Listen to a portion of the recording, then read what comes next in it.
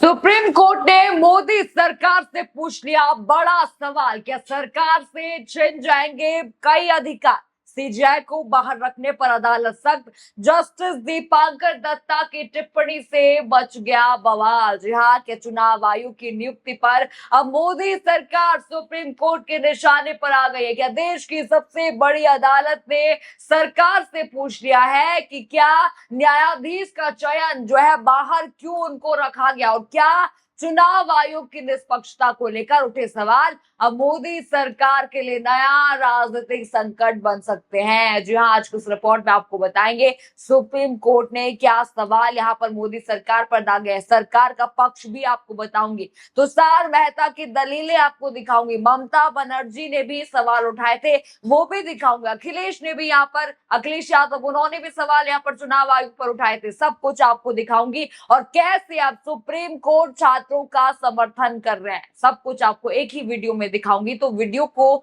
आखिर तक आप लोग जरूर देखिएगा। नमस्कार, मैं हूं राधा राणा और आप देख रहे हैं प्यार भी दोस्तों। देखिए, इस वक्त सुप्रीम कोर्ट से एक ऐसी खबर सामने आई है जिससे चुनाव आयोग की नियुक्ति प्रक्रिया को लेकर नई बहस छेड़ दी है। मुख्य चुनाव आयुक्त और चुनाव आयुक्तों की नियुक्ति से जुड़े कानून पर सुनवाई के दौरान सुप्रीम कोर्ट ने केंद्र सरकार से कई अहम सवाल पूछ लिए हैं। सबसे ज्यादा चर्चा जिस टिप्पणी की हो रही है वो है जस्टिस दीपांकर दत्ता की। जरा बड़ी हेडलाइन स्क्रीन पर देखिए, सीजीआई को समिति से बाहर क्यों रखा? सीईसी के चयन पर सुप्रीम कोर्ट का केंद्र से तीखा सवाल।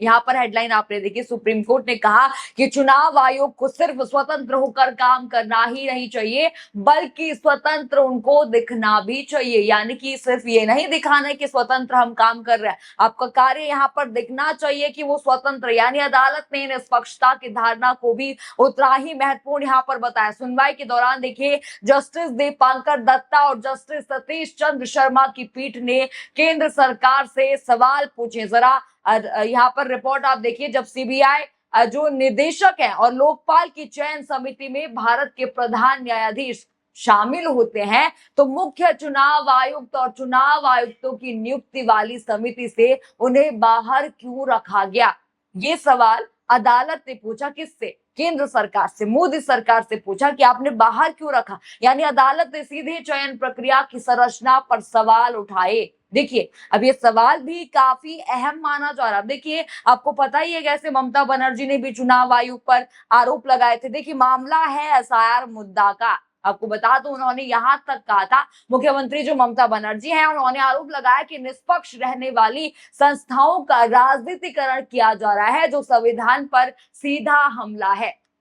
देखिए, साफ साफ उन्होंने कहा कि चुनाव आयोग पर जो है राजनीतिकरण किया जा रहा है, वो उनकी तरह जो है काम कर रहे हैं, जैसा वो चाहते हैं, सरकार जैसा चाहती है वैसे वो काम कर रहे हैं, निष्पक्ष तरीके से काम नहीं कर रहे। ये यहाँ पर ममता बनर्जी ने कहा था। अब देखिए, इसी के समर्थन में अखिलेश यादव भी उतरे थे, उन्होंने भी चुनाव आयोग की भूमिका पर सवाल उठाए थे। इसी दौरान देखिए, अब देखिए यहाँ पर केंद्र सरकार की ओर से भी जवाब आता है। जो जनरल तुषार मेहता है उनका पक्ष जरा मैं दिखा दूं, वो बचाव यहाँ पर करते हैं। जरा ये रिपोर्ट आप देखिए, उन्होंने कहा कि प्रधानमंत्री और मंत्री परिषद संवैधानिक पद हैं और ये मान लेना उचित नहीं होगा कि वे गलत मंशा या लोकतंत्र के खिलाफ काम करेंगे। उन्होंने ये भी कहा कि अगर प्रधानमंत्री के फैसलों पर भरोसा नहीं किया जाएगा तो फिर ये भी पूछा जा सकता है कि प्रधानमंत्री अपने मंत्रिमंडल का चयन करते समय किसी बाहरी व्यक्ति से सलाह क्यों नहीं लेते। ये पक्ष है सरकार का। ये उन्होंने कहा कि देखिए, जैसे ही सवाल आया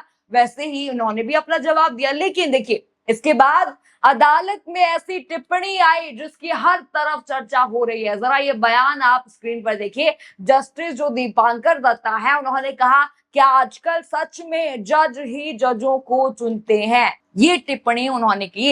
इस टिप्पणी ने न्यायपालिका की नियुक्ति प्रक्रिया और सरकार की दलीलों दोनों पर नई बहस यहाँ पर खड़ी कर दी है। यानी साफ उन्होंने कहा, क्या सरकार चुनेगी यहाँ पर क्या उनको बाहर रखना सही है, ये उन्होंने कहा। इतना ही नहीं, जस्टिस दीपांकर दत्ता ने यह भी स्पष्ट किया कि मुद्दा प्रधानमंत्री और अविश्वास का यहाँ पर नहीं है। देखिए, उन्होंने कहा कि हम प्रधानमंत्री पर भरोसा करेंगे, लेकिन पिछले कई वर्षों में स्थिति बदल गई है। अब चयन समिति में 2 सदस्य सरकार की ओर से हैं और 1 सदस्य विपक्ष का है। यानी अदालत का सवाल चयन समिति के संतुलन और निष्पक्षता को लेकर था। अब देखिए, राहुल गांधी भी, आपको याद होगा, वो भी कह चुके हैं कि हमारा जाना वहां पर कैसे सही होगा, क्योंकि देखिए 2 तो आपने सरकार के आदमी बैठा दिए, अब हमारा जाना क्या ही वहां पर फर्क डाल देगा। ये राहुल गांधी ने, आपको याद होगा, ये भी कहा था। तो पहले से ही सवाल उठ रहे थे। और अब सुप्रीम कोर्ट का ये कहना यहाँ पर मोदी सरकार के लिए बड़ा यहाँ पर जो है तंज यहाँ पर माना जा रहा है। सुनवाई के दौरान देखिए, अदालत ने डॉक्टर भीमराव अंबेडकर का भी उल्लेख किया। पीठ ने कहा कि लोकतांत्रिक संस्थाओं की मजबूती और उन पर जनता का विश्वास सबसे महत्वपूर्ण है। इसी वजह से अदालत ने कहा कि निष्पक्षता केवल होनी ही नहीं चाहिए, बल्कि दिखाई भी देनी चाहिए।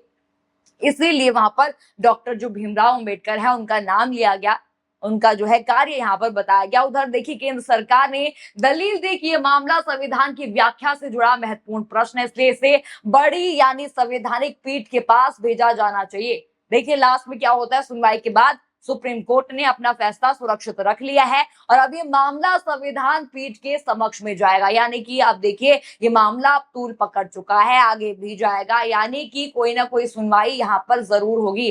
देखिए, आसान भाषा में पूरा मामला यहाँ पर समझा दूं दोस्तों। देखिए, विवाद चुनाव आयोग में मुख्य चुनाव आयुक्त और चुनाव आयुक्तों की नियुक्ति को लेकर है।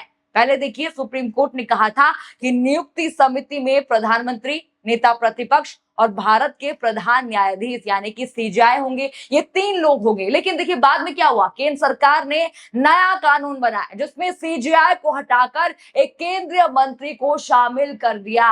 अब चयन समिति में 2 सदस्य सरकार के हैं और 1 सदस्य विपक्ष का है। मैंने आपको पहले भी कहा था कि राहुल गांधी ने भी इस चयन समिति पर सवाल उठाए थे और यही अब निष्पक्षता पर सवाल यहां पर भी उठे हैं। अब देखिए, आपको बता दूं, एक और मुद्दे पर सुप्रीम कोर्ट ने जो है मोदी सरकार को घेर लिया है। मैंने आपको पहले वीडियो में कहा था कि छात्रों के समर्थन में सुप्रीम कोर्ट आ गए हैं, जहां जो पैलेट गन चलाई गई थी, जो लाठियां बच्चों पर बरसाई गई थी, अब उस पर जो है सुप्रीम कोर्ट ने केंद्र से जवाब मांगा है। जरा हेडलाइन स्क्रीन पर देखिए, जंतर मंतर प्रदर्शन में पैलेट गन के इस्तेमाल पर सुप्रीम कोर्ट में सुनवाई, दिल्ली पुलिस से मांगा जवाब।